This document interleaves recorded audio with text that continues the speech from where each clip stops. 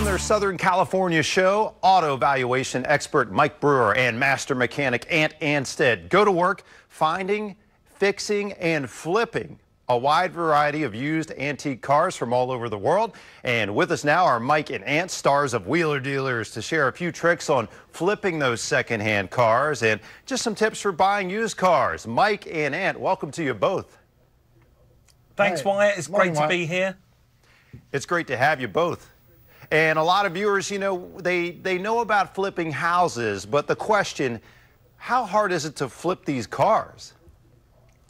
Well, it can be difficult. You know, the motor trade is full of peril, and if you don't know what you're doing, you can get your fingers burned. But over the years, you know, I've learned a certain amount of skills that on our show, Wheeler Dealers, that we tend to impart to you, the public, and we try to hold your hand through the car restoration business. It's been running now for 14 years, so over those last 14 years, we've educated a lot of people all over the world. I think nearly 200 million people watch this show, so we educate these people on how to guide and navigate their way through the perils of the used car trade very, very carefully. You know, that whole flipping concept, you get a great deal on a car that needs some tender loving care, you fix it up, and then you can unload it for a lot more for a profit. But a key question right at the beginning, I mean, what do we look for when we buy a used car? Okay, so the first thing you need to look for is you need to look at the market. You know, what does the market want and what does the market demand? You know, it's all very well going out there and buying a nice shiny Lexus, but if nobody wants to buy that nice shiny Lexus, you're just stuck with a car on your driveway. So you need to look at what the market is asking for.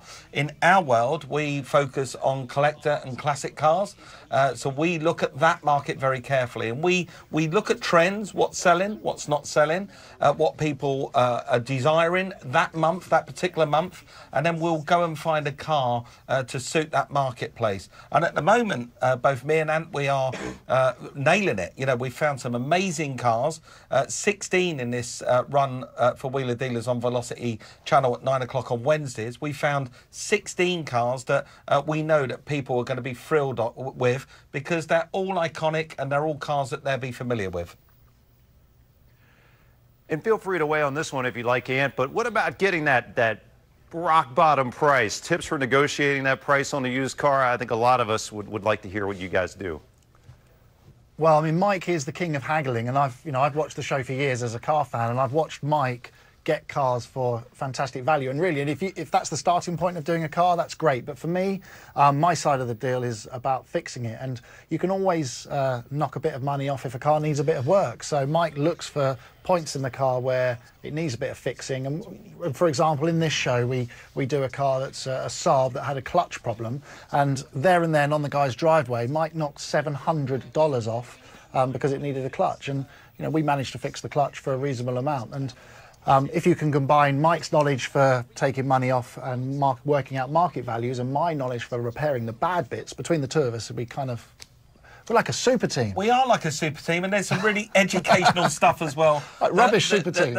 Yeah, we are. That happens all the way through the show. So, you know, the show's called Wheeler Dealers for a reason. We are Wheeler Dealers. So I buy the car as cheap as I can. I hand it over to Ant, and Ant works on it in the best way he can, with the best budget he can.